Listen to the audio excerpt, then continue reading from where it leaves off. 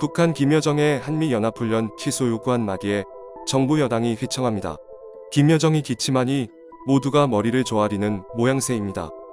대통령은 군 수뇌부에 신중하게 협의하라고 당부하고 범여권 국회의원 74명은 훈련을 연기하자는 성명을 내며 발빠르게 호응하고 나섰습니다.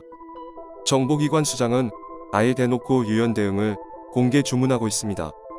정부 여당의 모습에서 국격이나 안보의식, 자존심은 보이지 않습니다. 돌이켜보면 9.19 군사합의 이후 지난 3년간 한미는 연대급 이상에서 총 한 발을 같이 쏴본 적이 없습니다. 예외실 기동 훈련도 없었습니다. 컴퓨터 시뮬레이션 훈련만 하고 있습니다.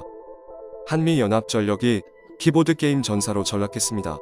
훈련 없는 군대는 죽은 군대인데 한미연합전력이 딱 그 꼴이 되어가고 있습니다. 북한 핵을 이고 살면서 방어훈련조차 못하는 나라가 과연 나라입니까?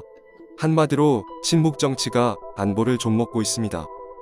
안보가 친북 정치에 휘둘리니 군이 군답지 못하고 기강도 땅에 떨어졌습니다. 계속되는 경계 실패, 끊이지 않는 성폭력, 장병 부실급식, 청해부대, 코로나 집단 감염 사태 등 모두 군이 군답지 못해 생긴 일입니다. 더군다나 선심성 추경을 위해 지난해에 1조 8천억 원을 삭감하더니 이번 추경에는 5,269억 원을 삭감했습니다. 이 중에는 북한이 가장 두려워한다는 F-35A 도입비 3,785억 원도 포함되어 있었습니다. 문 정권의 북한 눈치 보기로 안보기강은 속절없이 무너지고 군인다운 군인도 찾아볼 수 없습니다. 이 정도면 안보 유기 정권 아닙니까? 훈련 없는 군대가 유사시에 대비할 수 있습니까? 힘없는 평화는 영원할 수 없습니다. 약한 군대는 국가의 존립과 국민의 생명을 위태롭게 만들 뿐입니다. 분명히 말씀드립니다. 북한은 비핵화를 위한 어떤 조치도 취하지 않고 있습니다. 비핵화와 전혀 무관한 통신선 복원 대가로 연합훈련 중단을 요구하고 나섰습니다.